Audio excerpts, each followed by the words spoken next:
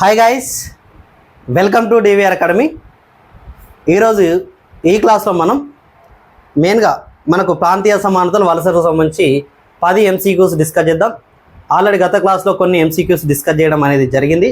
మనకు మీద అంటే ఇప్పటి వరకు ఏవైతే మనం 8 క్లాసెస్ చేసుకున్నామో ప్రతి దానిపైన 10 క్వశ్చన్స్ ఏవైతే చేసుకున్నామో అవి ప్లేలిస్ట్ కావాలనుకుంటే అంటే డివిఆర్ అకాడమీలో ప్లేలిస్ట్లోకి వెళ్ళండి. అవి మీకు మొత్తం ప్రతిదీ కూడా దొరకడానికి అవకాశం ఉంది. ఇంతకుముందు వీడియోస్ ఎవరైనా చూడకపోతే చూడడానికి ప్రయత్నం చేయండి. చాలా బాగా ప్రతి దాని గురించి కూడా ఎక్స్ప్లెనేషన్ అనేది ఇవ్వడం జరిగింది కాబట్టి చూడడానికి ప్రయత్నం చేయండి. అదేవిధంగా డివిఆర్ అకాడమీ యూట్యూబ్ ఛానల్కి ఎవరైనా కొత్తగా వస్తున్నవారైతే సబ్స్క్రైబ్ చేసుకోండి. అదేవిధంగా ఖచ్చితంగా వీడియోకి లైక్ కొట్టండి. వీడియోకి లైక్స్ టార్గెట్ అనేది 500 ఇస్తున్నా. 500 కంటే ఎక్కువ లైక్స్ వచ్చే విధంగా ప్రయత్నం చేయడానికి చూడండి. అదేవిధంగా వీడియోను వీలైనంతగా షేర్ చేయండి. అదేవిధంగా మీ యొక్క అభిప్రాయాలను కామెంట్ రూపంలో చెప్పండి.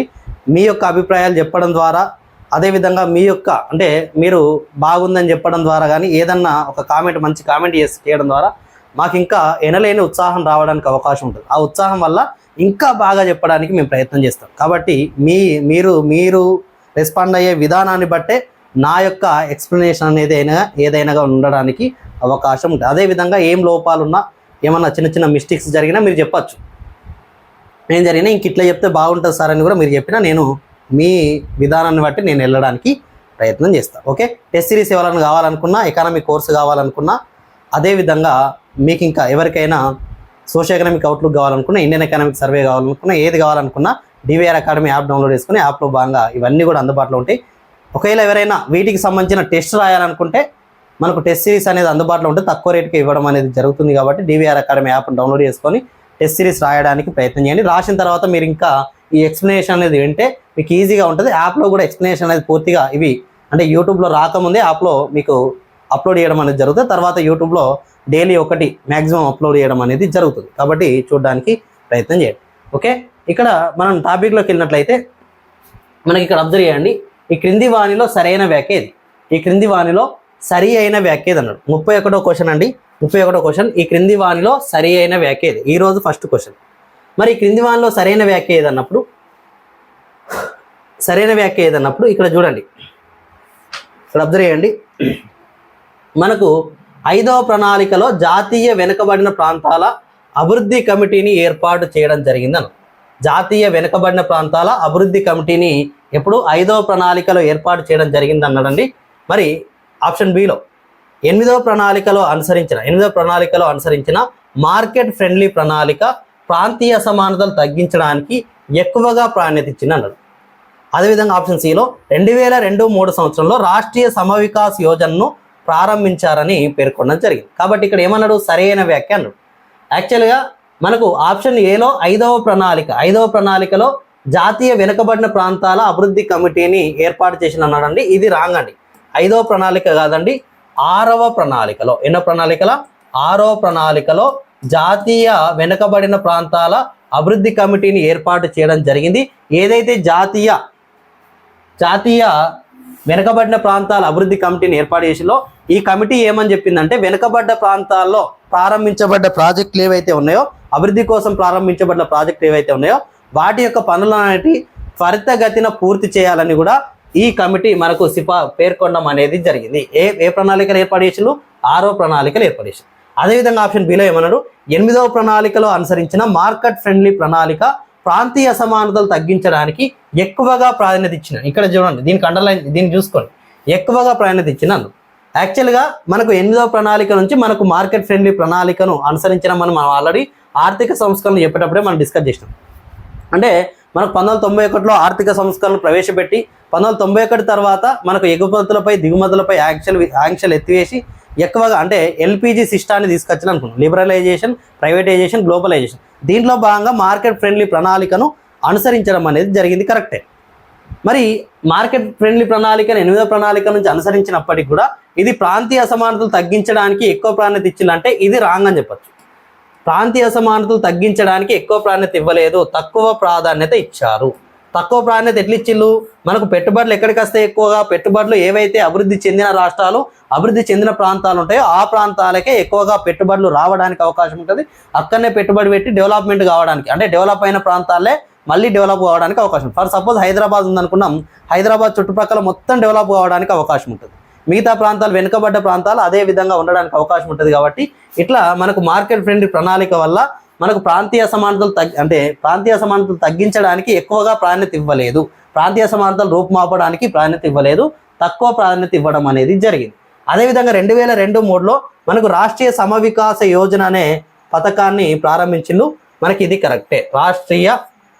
రాష్ట్రీయ సమవికాస్ యోజన అనే పథకాన్ని 2002 3వ సంవత్సరంలో ప్రాంతీయ సమానతలు రూపుమాపడానికి ఎన్నో ప్రణాళిక అంటే 10వ ప్రణాళికలో మనకు దీన్ని రూపొందించడం అనేది జరిగింది. 10వ ప్రణాళికలో దీన్ని రూపొందించడం అనేది జరిగిందనే అంశాన్ని గుర్తుంచుకోవడానికి ప్రయత్నం చేయండి. ఎన్నో ప్రణాళికల రాష్ట్రీయ సమవికాస్ యోజన 2002-3లో 10వ ప్రణాళికలో ఎందుకోసం తీసుకొచ్చిండు? మరి వెనుకబడ్డ ప్రాంతాలను అభివృద్ధి చేసే ఉద్దేశంతో, వెనుకబడ్డ ప్రాంతాల్లో ఉన్న ప్రజలకు ఉపాధి అవకాశాలు కల్పించి అక్కడ పేదరికాన్ని నిర్మూలించే ఉద్దేశంతో మెయిన్గా దీన్ని తీసుకురావడం జరిగింది. మెయిన్గా ప్రాంతీయ అసమానతలు రూపుమాపడానికి తీసుకొచ్చి ఇది మాత్రమే కరెక్ట్. కాకపోతే ఇక్కడ సరైన వ్యాఖ్య ఏంటిది? ఓన్లీ సి మాత్రమే సరైన వ్యాఖ్య అని మనం గుర్తుంచుకోవడానికి అవకాశం ఉంటుంది.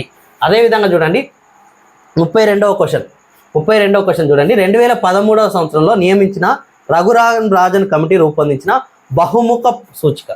రఘురామ్ రాజన్ కమిటీని ఎప్పుడు 2013వ సంవత్సరంలో నియమించడం జరిగింది. ఎందుకు నియమించారు? ప్రాంతీయ అసమానతలపై ఈ కమిటీని నియమించడం అనేది జరిగింది. మెయిన్గా ప్రాంతీయ అసమానతలకు సంబంధించి సూచనలు ఇచ్చే ఉద్దేశంతో నియమించగా ఈ కమిటీ అంటే ఏ సూచికను రూపొందించింది? బహుముఖ సూచిక. బహుముఖ పేదరిక సూచిక కాదండి, ప్రాంతీయ అసమానతలు రూపుమాపడానికి బహుముఖ సూచిక, మల్టీ డైమెన్షనల్ ఇండెక్స్ను సూచించడం అనేది జరిగింది. మరి ఆ సూచికకు సంబంధించి సరి అయిన వ్యాఖ్య అంటారు. ఆ సూచికకు సంబంధించి సరి అయిన వ్యాఖ్య అంటాను. ఆప్షన్ ఏలో ఏమన్నారంటే ఈ సూచికలో ఉన్న అంశాలను ఈ సూచికలో మెయిన్గా 3 అంశాలు తీసుకున్నారు. కాబట్టి ఆ 3 అంశాలు ఏంటి? తలసరి వినియోగం, పేదరికం యొక్క శాతం, అదేవిధంగా 12వ ప్రణాళిక ప్రతిపాదనలు అన్నారు. అదేవిధంగా ఆప్షన్ బిలో ఈ సూచిక ప్రకారం 28 రాష్ట్రాలను 4 రకాలుగా వర్గీకరించారన్నారు. ఆప్షన్ సిలో ఆంధ్రప్రదేశ్ అనేది ప్రగతి పదంలో ఉన్న రాష్ట్రాలలో ఉందన్నాడు. ఏమన్నాడు? Option A. అంటే మరి దీంట్లో ఏమన్నాడు? బహుముఖ సూచిక సంబంధించి సరి అయిన వ్యాఖ్య అన్నాడు. కాబట్టి ఈ సూచికలో ఉన్న అంశాలు తలసరి వినియోగం కరెక్టే, అదేవిధంగా పేదరికం శాతం, 12వ ప్రణాళిక ప్రతిపాదనలు అనేది కూడా కరెక్టే. తలసరి వినియోగం ప్రాంతాల్లో ఎట్లుంది, అదేవిధంగా పేదరికం శాతం ఎట్లుంది, 12వ ప్రణాళిక ప్రతిపాదనల ప్రకారం ఆ రాష్ట్రాల్లో పరిస్థితి ఎట్లుంది, ఈ 3 అంశాలు దీంట్లో బహుముఖ సూచికలో తీసుకున్నారు. కరెక్ట్. ఈ సూచిక ప్రకారం 28 రాష్ట్రాలు 4 రకాలుగా వర్గీకరించారన్నారండి. 4 రకాలు కాదండి, 3 రకాలుగా వర్గీకరించారు. అంటే మొత్తం దేశంలోని అప్పటి 28 రాష్ట్రాలు, అప్పుడు 28 రాష్ట్రాలే ఉండే, 29 లేకుండే. 28 రాష్ట్రాలను ఎన్ని రకాలుగా? 3 రకాలుగా డివైడ్ చేయడం అనేది జరిగింది. ఆ 3 రకాలు ఏంటి? ఆ 3 రకాలు ఏంటి అంటే వాస్తవానికి ఇక్కడ మనం చూసినట్లయితే లీస్ట్ డెవలప్మెంట్ స్టేట్స్ అంటే బాగా వెనుకబడ్డ రాష్ట్రాలు, లీస్ట్ డెవలప్మెంట్ స్టేట్స్ మనకు ఇవి 10 రాష్ట్రాలుగా డివైడ్ చేసిళ్ళు. అదేవిధంగా చూసినట్లయితే మనకు less development state, less developed states, వీటిని దాదాపుగా మనకు ఇక్కడ 10 రకాలుగా 11 రాష్ట్రాలుగా డివైడ్ చేసిళ్ళు. అదేవిధంగా ప్రగతి పదంలో ఉన్న రాష్ట్రాలు, ప్రగతి పదంలో రిలేటివ్లీ డెవలప్డ్ స్టేట్స్, వీటిని మనకు 7 రాష్ట్రాలుగా డివైడ్ చేయడం అనేది జరిగింది. మొత్తం 28 రాష్ట్రాలు డివైడ్ చేస్తే మనకు అంటే 3 రకాలుగా డివైడ్ చేసి ఇక్కడ 4 రకాలు ఉన్నారు. కాబట్టి ఇది రాంగ్ అని చెప్పచ్చు. అయితే ఆంధ్రప్రదేశ్ అనేది ప్రగతి పదంలో ఉన్న రాష్ట్రాల్లో ఉందన్నాడు, ఇది కూడా రాంగ్ అండి. ఆంధ్రప్రదేశ్ అనేది లెస్ డెవలప్డ్ స్టేట్స్ ఏవైతే ఉన్నాయో వాటిలో ఉండడం అనేది జరిగింది. లెస్ డెవలప్డ్ స్టేట్స్లో ఉండడం అనేది జరిగింది. ఈ 11 రాష్ట్రాల్లో ఉండడం అనేది జరిగింది. ఆంధ్రప్రదేశ్ యొక్క స్థానం ఎన్నో స్థానం అంటే 14వ స్థానంలో ఆంధ్రప్రదేశ్ రాష్ట్రం అనేది ఉండడం అనేది జరిగింది. కాబట్టి ఇది కూడా రాంగ్ అని చెప్పొచ్చు. కాబట్టి ఓన్లీ ఏ మాత్రమే సరే. కాబట్టి ఈ మల్టీ డైమెన్షనల్ ఇండెక్స్లో భాగంగా మనకు అత్యధికంగా అంటే ముందు స్థానంలో ఉన్న రాష్ట్రాలు అంటే ఎక్కువగా అభివృద్ధి చెందిన రాష్ట్రాలు అంటే మనకు ఏంటి? మనకు ఏవైతే అభివృద్ధి పదంలో ఉన్న రాష్ట్రాలు ప్రగతి పదంలో ఉన్న రాష్ట్రాలు ఏడున్నాయో దాంట్లో అత్యధికంగా అంటే మంచి మార్కులు సాధించిన రాష్ట్రాలు ఏంటి అంటే గోవా, కేరళ. చివరి స్థానంలో ఉన్న రాష్ట్రాలు ఏంటి అంటే ఒడిస్సా, బీహార్ రాష్ట్రాలు చివరి స్థానంలో ఉండడం అనేది జరిగింది. దీనికి సంబంధించి మల్టీ డైమెన్షనల్ ఇండెక్స్ సంబంధించిన సమాచారాన్ని మనం తెలుసుకోవడం అనేది జరిగింది. ఏం చెప్పినా మల్టీ డైమెన్షనల్ ఇండెక్స్లో ఏమేమి ఉన్నాయి అంశాలు మొత్తం కూడా దీన్ని కవర్ చేయడం అనేది జరిగింది. ఒకసారి చూసుకోవడానికి ప్రయత్నం చేయండి. అదేవిధంగా చూడండి 33వ క్వశ్చన్, ప్రపంచీకరణ అంటే ఇది వలసకు సంబంధించినది. ప్రపంచీకరణ నేపథ్యంలో ప్రజలు ఒక దేశం నుంచి మరో దేశానికి వలస వెళ్ళడాన్ని ఏమంటారు అన్నారు. ప్రపంచీకరణ నేపథ్యంలో ప్రజలు ఒక దేశం నుంచి మరో దేశానికి వలస వెళ్ళడం. నార్మల్గా ప్రజలు ఒక దేశం నుంచి మరో దేశానికి వలస వెళ్ళడాన్ని అంతర్జాతీయ వలస అని పిలుస్తారు. కాకపోతే ఇక్కడ ఏమన్నాడు, ప్రపంచీకరణ నేపథ్యంలో అన్నాడు. కాబట్టి ప్రపంచీకరణ అంటే ఏంటిది, మనకు 1991లో ప్రపంచీకరణను మనం ప్రారంభించుకున్నాం. ప్రపంచీకరణ అంటే ఏంటిది, మనకు ఒక దేశం అంటే మూలధనం కావచ్చు, మనకు అదేవిధంగా వ్యవస్థాపన కావచ్చు, అదేవిధంగా శ్రామిక శక్తి కావచ్చు, సాంకేతిక పరిజ్ఞానం కావచ్చు, ఇవన్నీ కూడా ప్రపంచ దేశాల మధ్య స్వేచ్ఛగా పయనించడాన్ని, స్వేచ్ఛగా సంక్రమించడాన్ని ఏమంటామంటే మనం ప్రపంచీకరణ అని పేర్కొనడం జరుగుతుంది. కాబట్టి ప్రపంచీకరణ నేపథ్యంలో ప్రజలు ఒక దేశం నుంచి మరో దేశానికి వలస వెళ్ళడాన్ని ఏమంటారంటే సీమాంతర శ్రామిక వలస అంటారు. ఏమంటారు, సీమాంతర శ్రామిక వలస అని పిలుస్తారు. అంతర్గత వలస అంటే ఏంటిది, ఒక దేశంలో వలసలు వెళ్ళడాన్ని ఏమంటారంటే అంతర్గత వలస అని పిలుస్తారు. అదేవిధంగా నికర వలస అంటే ఏంటిదంటే వలస వెళ్ళిన వారిని, వలస వచ్చిన వారిని మరి తీసేస్తే, వలస వెళ్ళిన వారి నుంచి వలస వచ్చిన వారిని తీసేస్తే మిగిలేదే నికర వలస అని చెప్పొచ్చు. కాబట్టి దీనికి ఆన్సర్ ఏంటిది, సీమాంతర శ్రామిక వలస అనేది 33వ క్వశ్చన్కు ఆన్సర్ అని చెప్పొచ్చు. నెక్స్ట్ 34వ క్వశ్చన్, ఈ క్రింది వానిలో రివర్స్ మైగ్రేషన్ అనగానేమి. ఈ కొన్ని ఈజీ క్వశ్చన్స్ అన్ని చూడండి. ఈ క్రింది వానిలో రివర్స్ మైగ్రేషన్ అనగానేమి. రివర్స్ మైగ్రేషన్ అంటే ఏంటిది, ఒక ప్రాంతం నుంచి మరో ప్రాంతానికి వలస వెళ్ళడానే మైగ్రేషన్ అంటాం. అంటే మరి రివర్స్ అంటే మెయిన్గా నార్మల్గా వలస ఎట్లా జరుగుతుంది, మనకు ఒక వెనుకబడ్డ ప్రాంతం నుంచి అభివృద్ధి చెందిన ప్రాంతానికి వలస జరుగుతుంది. ఇప్పుడు చూడండి, హైదరాబాద్ నుంచి మనకు గ్రామీణ ప్రాంతం ఆదిలాబాద్కు వలస జరగదు. ఎందుకు జరగదు, హైదరాబాద్ అనేది అభివృద్ధి చెందిన ప్రాంతం కాబట్టి ఎప్పుడైనా కానీ ఎక్కువగా వలస ఉండేది హైదరాబాద్ నుంచి ఆదిలాబాద్కే ఎక్కువగా వలస ఉంటుంది. కాబట్టి ఇది నార్మల్గా జరిగే వలస. కాకపోతే ఇక్కడ ఏం జరుగుతుందంటే మనకు రివర్స్ మైగ్రేషన్ అంటే ఒక వ్యక్తి ఆదిలాబాద్లో నివసించే వ్యక్తి అంటే ఒక వ్యక్తికి హైదరాబాద్లో ఉన్న వ్యక్తికి మరి తనకు ఏం నచ్చింది, ఆదిలాబాద్ యొక్క ప్రకృతి నచ్చి ఆదిలాబాద్లో ఉన్న గ్రామీణ ప్రాంతానికి వలస రావడాన్ని ఏమంటారంటే రివర్స్ మైగ్రేషన్ అంటారు. ఏమంటారు, రివర్స్ మైగ్రేషన్ అంటారు.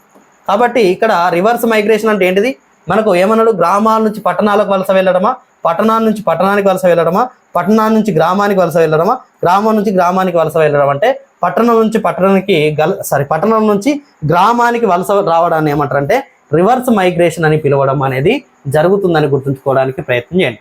అదేవిధంగా 35వ క్వశ్చన్ చూడండి. 35వ క్వశ్చన్, ఈ క్రింది వానిలో సరికాని వ్యాఖ్య ఇది. ఏదన్నారు. ఇక్కడ చూడండి, మనకు ఆప్షన్ ఏలో పట్టణ ప్రజల్లో వలస ఎక్కువగా ఉంటుంది అన్నారు. పట్టణ ప్రజల్లో వలస ఎక్కువగా ఉంటుందని పేర్కొనడం అనేది జరిగింది.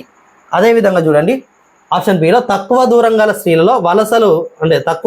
గల వలసల్లో స్త్రీలు అధికంగా ఉన్నారన్నారు. అదేవిధంగా ఎవరెట్ లీ ప్రకారం ప్రజలు వలస వెళ్ళే ప్రాంతాల్లో జనాభా నాణ్యత అనేది పెరుగుతుందని పేర్కొనడం అనేది జరిగింది. ఇక్కడ చూడండి, సరికాని వ్యాఖ్య ఇది. ఇక్కడ అబ్జర్వ్ చేసినట్లయితే పట్టణ ప్రజల్లో వలస ఎక్కువగా ఉంటుంది అనేది రాంగ్ అండి. ఎప్పుడు కూడా గ్రామీణ ప్రజల్లో వలస అనేది ఎక్కువగా ఉంటుంది. పట్టణ ప్రజల కంటే గ్రామీణ ప్రజల్లో వలస ఎక్కువగా ఉంటుంది. అదేవిధంగా తక్కువ దూరం గల వలసల్లో స్త్రీలు అధికంగా ఉన్నారు. తక్కువ దూరం గల వలసల్లో స్త్రీలు అధికంగా ఉన్నారు. యాక్చువల్గా ఇది కరెక్టే. అంటే భారతదేశంలో మరి ఎక్కువ దూరం గల వలసల్లో పురుషులు ఉన్నారు, కాకపోతే తక్కువ దూరం గల వలసల్లో స్త్రీలు అత్యధికంగా ఉన్నారు. ఎందుకంటే స్త్రీలు మ్యారేజ్ చేసుకొని తక్కువ దూరం గల దగ్గరికైనా వలస వెళ్ళడానికి అవకాశం ఉంటుంది. ఎందుకంటే మన దేశంలో పితృస్వామిక కుటుంబ వ్యవస్థ కాబట్టి స్త్రీ వివాహం అయిన తర్వాత అబ్బాయి దగ్గరికి వెళ్ళాలి. కాబట్టి తక్కువ దూరమైన ఎక్కువ దూరమైన ఆమె వలస వెళ్ళక తప్పదు. కాబట్టి తక్కువ దూరం గల వలసలో స్త్రీలు అధికంగా ఉన్నారు అనేది కరెక్టే. ఎవరెట్ లీ అనే వ్యక్తి వలస ప్రతిపాదన చేయడం జరిగింది. కాబట్టి ఇతని ప్రకారం ప్రజలు వలస వెళ్ళే ప్రాంతాల్లో జనాభా నాణ్యత పెరుగుతుంది అన్నాడు. ప్రజలు వలస వెళ్ళే ప్రాంతాల్లో జనాభా నాణ్యత పెరుగుతుంది అన్నాడు. ప్రజలు వలస వెళ్ళే ప్రాంతాల్లో జనాభా నాణ్యత పెరుగుతుందంటే పెరగదు. జనాభా నాణ్యత అనేది ఏమవుతుంది, తగ్గుతుంది. ఎందుకు తగ్గుద్ది, ఒక ప్రజలు మీరు ఉన్నారనుకోండి, పేదవాళ్ళు ఉన్నారు ఒక పట్టణానికి, అంటే సరే మీరు పేదవాళ్ళు కాకుండా ఎవరైనా కానీ గ్రామం నుంచి పట్టణానికి వలస వెళ్ళింది. ఈ పట్టణం అనేది ఇరికిరిగ్గా ఉన్న పట్టణం, ఈ గ్రామం అనేది విశాలంగా ఉన్న గ్రామం. ఈ గ్రామంలో 100 మంది ఉన్నారు. మరి గ్రామం అంతా ఉన్న పట్టణంలో ఒక ఆల్రెడీ 1000 మంది ఉన్నారు. ఈ 1000 మంది ఉన్న దాని నుంచి ఇంకొక 50 మంది ఇక్కడికి వలస వెళ్ళినప్పుడు ఆటోమేటిక్గా 1050 అయింది. ఇక్కడ ఏమైతే ఆటోమేటిక్గా ఆల్రెడీ ఇక్కడ జననాణ్యత అనేది తక్కువ ఉంటుంది, పారిశుద్ధ్యం తక్కువ ఉంటుంది, అనేక రకాల సౌకర్యాలు తక్కువ ఉండడానికి అవకాశం ఉంటుంది. వలస వెళ్ళిన కొద్ది ఏమైతే జననాణ్యత అనేది పెరగదండి, క్షీణిస్తుందని ఎవరు చెప్పిలు? ఎవరెట్లీ చెప్పింది. ఎవరెట్లీ ప్రకారం ప్రజలు వలస వెళ్ళే ప్రాంతాల్లో జననాణ్యత పెరుగుతున్నాడు, జననాణ్యత పెరగదండి, జననాణ్యత అనేది తగ్గుతుంది అనేది రైట్. కాబట్టి ఇక్కడ ఇది కూడా మనకు రాంగ్ ఆన్సర్. కాబట్టి సరికాని వ్యాఖ్యలు ఏంటి? పట్టణాల్లో వలస ఎక్కువ ఉంటుందనేది సరికాదు. అదేవిధంగా ఎవరెట్లీ ప్రకారం ప్రజలు వలస వెళ్ళే ప్రాంతాల్లో జననాణ్యత పెరుగుతుంది అనేది రాంగ్. కాబట్టి ఏ మరియు సి అనేది ఆన్సర్ అని చెప్పడానికి అవకాశం ఉంటుంది. ఓకే, నెక్స్ట్ చూడండి 36వ క్వశ్చన్. ఈ క్రింది వానిలో వలసకు గల పుష్ కారణాలు గుర్తించు. వలసకు గల మనకేముంటాయి? మనం ఆల్రెడీ డిస్కస్ చేసినాం. పుల్ కారణాలు డిస్కస్ చేసినాం, పుష్ కారణాలు డిస్కస్ చేసినాం. వలసకు గల ఇక్కడ ఏమనుకున్నాం? పుష్ కారణాలు. పుష్ కారణం అంటే ఏంటి? దొబ్బే కారణం. వలస అంటే నెట్టబడే కారణం. మరి నెట్టబడే కారణాలు ఏంటి అంటే ఆప్షన్ ఏలో వరదలు, కరువు కాటకాలు అన్నాడు. బిలో కులపరమైన రాజకీయపరమైన ఘర్షణలు అన్నాడు. ఆప్షన్ సిలో వైద్య ఆరోగ్య సేవలు అందుబాటులో ఉండడం అన్నాడు. ఆప్షన్ డిలో క్రీడా వినోద అవకాశాలు అందుబాటులో ఉండడం అన్నాడు. ఇప్పుడు వలస వెళ్ళడానికి గల పుష్ కారణం ఏంటిది? పుష్ అంటే మీరు ఒక ప్రాంతం నుంచి వలసకి ఎందుకు పోతారు? మీ ప్రాంతంలో కరువు కాటకాలు సంభవిస్తే మరి వలస ఒక ప్రాంతం నుంచి మరో ప్రాంతానికి వలస పోతారు. అంటే కరువు కాటకాలు సంభవించిన ప్రాంతానికి వలస వస్తారా? కరువు కాటకాలు సంభవించిన ప్రాంతం నుంచి వేరే ప్రాంతానికి వలస పోతారా? ఎప్పుడైనా కరువు కాటకాల నుంచి ఎక్కడికి వెళ్తే వరదలు కరువు కాటకాలు ఉన్న ప్రదేశం నుంచి ఇతర మంచి ప్రదేశానికి వలస వెళ్తారు. కాబట్టి వరదలు కరువు కాటకాలు అనేవి ఏం చేస్తాయి? మనల్ని పుష్ చేస్తూ ఉంటాయి. ఇక్కడ ఉండద్దురా బాయ్, ఇక్కడ నుంచి వెళ్ళిపో, ఇక్కడ వరదలు వస్తాయి, కరువు కాటకాలు వస్తాయి, ఇక్కడ ఉంటే కరెక్ట్ కాదని చెప్తాయి. కాబట్టి వరదలు కరువు కాటకాలు అనేవి ఇదొక పుష్ కారణం అని చెప్పొచ్చు, దొబ్బే కారణం. కులపరమైన రాజకీయపరమైన ఘర్షణలు. ఈ ఘర్షణల వల్ల కూడా ఏమవుతుంది? ఘర్షణలు అంటే ఆకర్షిస్తాయి, ఎప్పుడైనా మనిషిని ఆకర్షించాయి. ఘర్షణ పడ్డ వ్యక్తి ఘర్షణలు జరగడం వల్ల ఏమవుతుంది? ఒక మంచి ప్రదేశానికి వెళ్ళి నివసించడానికి ప్రయత్నం చేస్తారు. కాబట్టి ఇది కూడా ఒక పుష్ కారణం. వైద్య ఆరోగ్య సేవలు అందుబాటులో ఉండడం. వైద్య ఆరోగ్య సేవలు అందుబాటులో ఉండడం అనేది పుష్ కారణమా? కాదు. వైద్య ఆరోగ్య సేవలు అందుబాటులో ఉండడం వల్ల ఆ ప్రాంతం అనేది ఇతర వ్యక్తుల్ని ఆకర్షిస్తుంది. ఇది పుల్ కారణం. ఇది ఏ కారణం? పుల్ కారణం. అదేవిధంగా క్రీడా వినోద అవకాశాలు ఉండడం కూడా ఏ కారణం? పుల్ కారణంగానే భావించడానికి అవకాశం ఉంది. ఈ అవకాశాలు ఉన్నప్పుడు ఏమవుతుంది? మనం ఆటోమేటిక్గా ఒక పట్టణానికి వలస పోవడానికి అవకాశం ఎక్కువ ఉంటుంది. కాబట్టి ఇక్కడ పుష్ కారణం అన్నాడు. కాబట్టి ఏబి 2 కూడా కరెక్టే. ఏబి 2 కూడా పుష్ కారణాలు అని చెప్పచ్చు. నెక్స్ట్ అబ్జర్వ్ చేయండి. ఒక పట్టణంగా గుర్తించాలంటే దానికి కావాల్సిన అర్హతలు ఏంటి? ఒక పట్టణంగా గుర్తించాలంటే మరి అర్హత అంటే పట్టణానికి సంబంధించిన అర్హతలు. ఇది పట్టణీకరణకు సంబంధించిన క్వశ్చన్ అండి. పట్టణంగా గుర్తించాలంటే దానికి సంబంధించిన అర్హతలకు సంబంధించి ఇది ఏదన్నాడు. ఫస్ట్ ఆప్షన్ ఏలో 5000 జనాభా ఉండాలన్నాడు. ఆప్షన్ బిలో జనసాంద్రత 400 చదరపు కిలోమీటర్లకు పైగా ఉండాలన్నాడు. ఆప్షన్ సిలో మొత్తం పురుష శ్రామికుల్లో 75% కంటే ఎక్కువ మంది వ్యవసాయ కార్యకలాపాల్లో నిమగ్నమై ఉండాలన్నాడు. మరి పట్టణంగా గుర్తించాలంటే ఇక్కడ అబ్జర్వ్ చేయండి, మనకు మెయిన్గా 5000 జనాభా పైన ఉండాలనేది కరెక్ట్. ఒక పట్టణంగా గుర్తించాలంటే దానికి 5000కు పైగా జనాభా చూడండి. పట్టణంగా గుర్తించాలంటే 5000కు పైగా జనాభా ఉండాలి. అదేవిధంగా జనసాంద్రత అనేది 400 చదరపు కిలోమీటర్కు పైగా. అంటే జనసాంద్రత అంటే ఏంటిది? ఒక చదరపు కిలోమీటర్కి ఎంతమంది నివసిస్తున్నారో తెలిపేదే జనసాంద్రత. అంటే ఎటు చూసినా 1 కిలోమీటర్ ఉంటే ఈ ప్రాంతంలో ఎంత ఉండాలి? 400 మందికి పైగా జనాభా అనేది ఉండాలి. అదేవిధంగా ఇక్కడ పట్టణంగా సాటిస్ఫై కావాలంటే మనకు 75% కంటే పైగా మనకి ఏ శ్రామికులు ఉండాలి? పారిశ్రామిక అంటే వ్యవసాయేతర రంగాల్లో వ్యవసాయేతర శ్రామికులు ఉండాలి. కాకపోతే ఇక్కడ ఏమన్నాడు? వ్యవసాయ కార్యకలాపాల్లో నిమగ్నమై ఉండాలన్నాడు. కాబట్టి ఇది రాంగ్ అని చెప్పచ్చు. ఇది రాంగ్ అని చెప్పడానికి అవకాశం ఉంటుంది. కాబట్టి 37వ దానికి ఆన్సర్ ఏంటిది? ఏబి 2 మాత్రమే సరైనవి. సి అనేది రాంగ్ ఆన్సర్ అని చెప్పచ్చు.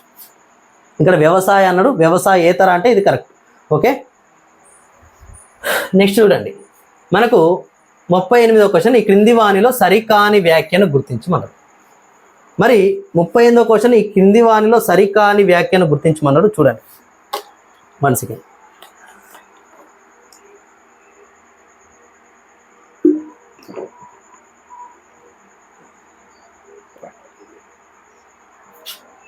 ఓకే, ఈ క్రింది వానిలో సరికాంది అన్నాడు.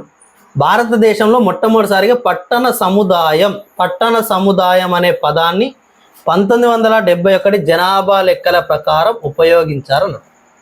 పట్టణ సముదాయం అనే పదాన్ని మొట్టమొదటిసారిగా 1971లో ఉపయోగించిన అన్నాడు. 1901 నుంచి 51 మధ్య పట్టణ జనాభా 2.4 రెట్లు పెరిగిందన్నాడు.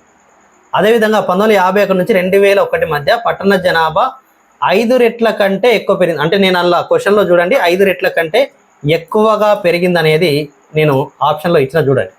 కాబట్టి ఇక్కడ ఏమన్నాడు, ఆప్షన్ ఏలో మొట్టమొదటిసారిగా పట్టణ సముదాయం అనే పదాన్ని 1971లో ఉపయోగించాలి అనేది సరైన సమాధానమే. అదేవిధంగా 1951 నుంచి 1901 నుంచి 1951 మధ్య పట్టణ జనాభా అనేది 2 అంటే 1901తో పోలిస్తే 1951 నాటికి పట్టణ జనాభా అనేది 2.4 రెట్లు పెరిగింది అనేది కరెక్టే. 2.4 రెట్లు పెరిగింది ఖచ్చితంగా. అదేవిధంగా 1951 నుంచి 2001 మధ్య పట్టణ జనాభా 5 రెట్ల కంటే ఎక్కువ పెరిగింది అన్నాడు. యాక్చువల్గా 5 రెట్ల కంటే ఎక్కువ పెరగలేదండి, 4.6 రెట్లు పెరిగింది. ఎంత పెరిగింది? 4.6 రెట్లు పట్టణ జనాభా పెరిగింది అనేది సరైన సమాధానం. కాబట్టి ఏబి మాత్రం అంటే సరికాని వ్యాఖ్య ఏంటిది? ఓన్లీ సి మాత్రమే సరికాదు. ఏబి రెండు కూడా దీంట్లో కరెక్ట్ ఆన్సర్సే అని చెప్పడానికి అవకాశం ఉంటుంది. అంటే 1951 నుంచి 51 మధ్య 2.4 రెట్లు, 51 నుంచి 2004 మధ్య మనకు పట్టణ జనాభా 4.6 రెట్లు పెరిగింది. యాక్చువల్గా చెప్పాలంటే మనకు 1901 నుంచి 1951 మధ్య మనకు పట్టణ జనాభా ఎంత పెరిగిందంటే 36.8 మిలియన్లు పెరిగింది. 36.8 మిలియన్లు అంటే ఇది 2.4 రెట్లు గత జనాభాతో పోలిస్తే.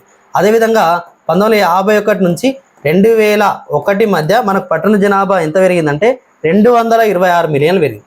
222.6 మిలియన్లు పెరిగింది. 222.6 మిలియన్లు అంటే మనకు ఇక్కడ ఉన్న జనాభాతో పోలిస్తే 4.6 రెట్లు పెరిగింది. కాకపోతే ఇక్కడ ఏమన్నాడు, 5 రెట్లకు పైగా అన్నాడు. కాబట్టి ఇది రాంగ్ అని చెప్పచ్చు. ఓన్లీ మరి సి మాత్రమే ఇక్కడ సరికాని వ్యాఖ్య అన్నాడు. కాబట్టి సి మాత్రమే సరైన సమాధానం అని చెప్పడానికి అవకాశం ఉంటుంది. ఓకే, నెక్స్ట్ 39వ క్వశ్చన్ చూడండి. ఈ క్రింది వానిలో సరి అయిన దాన్ని గుర్తించము. అన్నాడు. చూడండి, ఆప్షన్ ఏలో భారతదేశంలో పట్టణ జనాభా శాతం అత్యధికంగా ఉన్న రాష్ట్రాలు వరుసగా భారతదేశంలో ఏమన్నాం? పట్టణ జనాభా శాతం. ఆప్షన్ ఏలో భారతదేశంలో పట్టణ జనాభా శాతం అత్యధికంగా ఉన్న రాష్ట్రాలు వరుసగా గోవా, మిజోరాం, తమిళనాడు అన్నాడు. ఆప్షన్ బిలో పట్టణ జనాభా సంఖ్య అత్యధికంగా ఉన్న రాష్ట్రం ఉత్తరప్రదేశ్ అన్నాడు. నెక్స్ట్ ఆప్షన్ సిలో అత్యల్ప పట్టణ జనాభా కలిగిన రాష్ట్రాలు శాతం పరంగా హిమాచల్ ప్రదేశ్, బీహార్ అన్నాడు. చూడండి, మరి ఏంటిది? భారతదేశంలో పట్టణ జనాభా శాతం అత్యధికంగా ఉన్న రాష్ట్రాలు వరుసగా గోవా, మిజోరాం, తమిళనాడు అనేది సరైన సమాధానమే. అంటే భారతదేశంలో పట్టణ జనాభా శాతం అత్యధికంగా ఉన్న రాష్ట్రాలు గోవా, మిజోరాం, తమిళనాడు అనేది కరెక్టే. కానీ పట్టణ జనాభా సంఖ్య అత్యధికంగా ఉన్న రాష్ట్రం ఉత్తరప్రదేశ్ కాదండి, మహారాష్ట్ర, ఉత్తరప్రదేశ్ రాష్ట్రం. మహారాష్ట్ర, ఉత్తరప్రదేశ్, తమిళనాడులు భారతదేశంలో మనకు పట్టణ జనాభా సంఖ్య అత్యధికంగా ఉన్న రాష్ట్రాలు.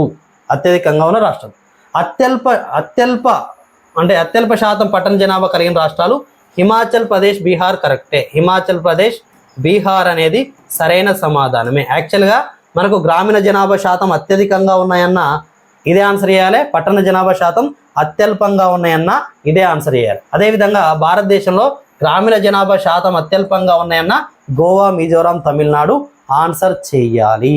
ఓకే, ఈ విధంగా మనకు పట్టణ జనాభాకు సంబంధించిన సమాచారం చూసినా ఇక్కడ సరైన వ్యాఖ్య అన్నాడు. కాబట్టి మనకు ఏ మరియు సి రెండు కూడా సరైనవే. ఏ మరియు సి రెండు సరైన సమాధానాలే. ఈరోజు last but not least question చూడండి. మనకు 40వ క్వశ్చన్ చూడండి. 2011 జనాభా లెక్కల ప్రకారం పట్టణాల వర్గీకరణకు సంబంధించి తప్పుగా జతపరిచిన దాన్ని గుర్తించమన్నారు. ఇటువంటి క్వశ్చన్ చేసేటప్పుడు ఎట్లా చేయాలి? మనకు ఇది గుర్తుపెట్టుకోవాలి. క్లాస్ 1 పట్టణం 1 మిలియన్కు పైగా జనాభా కలిగింది. క్లాస్ 4 పట్టణం మరి 10,000 నుంచి 19,999 మధ్య జనాభా. క్లాస్ 6 పట్టణం అంటే 5,000 లోపు జనాభా కలిగిన పట్టణాన్ని క్లాస్ 6 పట్టణం అన్నాడు. ఏబీసీ అన్నాడు, ఏసీ అన్నాడు, బీసీ అన్నాడు, ఏ అన్నాడు. అంటే మన మైండ్ ఎట్లా ఆలోచించాలి? ఇప్పుడు ఏం చేయాలి? మనం అక్కడ ఈ పట్టణాలు వేసుకోవాలి. అంటే మొత్తం మీద 6 రకాలుగా పట్టణాలను డివైడ్ చేసింది. 6 రకాలంటే ఫస్ట్ మనకు చూసినట్లయితే ఒక లక్షకు పైగా అంటే క్లాస్ 1 చూడండి 6 క్లాసులు. క్లాస్ 1 ఏంటిది 1 లక్షకు పైగా జనాభా కలిగింది మన క్లాస్ 1 పట్టణం. క్లాస్ 2 పట్టణం అంటే ఏంటిది మనకు 50,000 నుంచి 99,999 జనాభా కలిగింది క్లాస్ 2 పట్టణం. క్లాస్ 3 పట్టణం అంటే ఏంటిదంటే మనకు 20,000 నుంచి మనకు 49,999 జనాభా కలిగింది మనకు క్లాస్ 3. క్లాస్ 4 పట్టణం అంటే మనకు 10,000 నుంచి 19,999 జనాభా కలిగింది మనకు క్లాస్ 4 పట్టణం. క్లాస్ 5 అంటే ఏంటిది 5,000 నుంచి 9,999 జనాభా కలిగింది క్లాస్ 4. క్లాస్ 6 అంటే ఏంటిది మనకు నేను ఇక్కడ అబ్జర్వ్ చేయండి 5,000 లోపు జనాభా కలిగిన పట్టణాన్ని ఏమంటాం మనం క్లాస్ 6 పట్టణంగా వర్గీకరించడం అనేది జరుగుతుంది. కాబట్టి ఇక్కడ ఇప్పుడు ఈ వేసుకున్నప్పుడు మనకి ఈజీగా ఉంటుంది చూడండి. మనకి ఏమన్నాడు క్లాస్ 1 పట్టణం అంటే 1,000,000కు పైగా జనాభా కలిగింది క్లాస్ 1 పట్టణం అన్నాడు. ఇక్కడ యాక్చువల్గా 1,00,000కు పైగా జనాభా కలిగింది క్లాస్ 1 పట్టణం కాబట్టి ఇది రాంగ్ అని చెప్పొచ్చు. అదేవిధంగా చూడండి క్లాస్ 2 పట్టణం అంటే క్లాస్ 4 పట్టణం అడిగి. క్లాస్ 4 అంటే ఏంటిది 10,000 నుంచి 19,999 మధ్య జనాభా కలిగింది క్లాస్ 4 పట్టణం అన్నాడు కాబట్టి ఇది సరైన సమాధానమే. ఓకే. అదేవిధంగా క్లాస్ 6 పట్టణం ఆప్షన్ సిలో క్లాస్ 6 పట్టణం 5,000 లోపు జనాభా కలిగింది క్లాస్ 6 పట్టణం అన్నాడు కాబట్టి ఇది కూడా కరెక్టే. మనం ఆన్సర్ చేయొచ్చు. ఇప్పుడు ఏంటిది ఇక్కడ ఆన్సర్ ఏంటిది బీసీ అనేది ఆన్సర్ కావడం అనేది జరుగుతుంది. కాబట్టి ఇక్కడ మనం మొత్తం 40 క్వశ్చన్స్ డిస్కస్ చేసినాం. నెక్స్ట్ రేపటి క్లాస్లో మనం మిగతా 10 క్వశ్చన్లు డిస్కస్ చేయడానికి ప్రయత్నం చేద్దాం. ఓకే. ఇప్పటికైనా వీడియోకి లైక్ కొట్టండి. మీ యొక్క అభిప్రాయాలు ఏదన్నా కామెంట్ రూపంలో చెప్పండి. ఖచ్చితంగా మీ ఫ్రెండ్స్ అండ్ ఫ్యామిలీ మెంబర్స్కు షేర్ చేయడానికి ప్రయత్నం చేయండి. Okay. Thank you very much.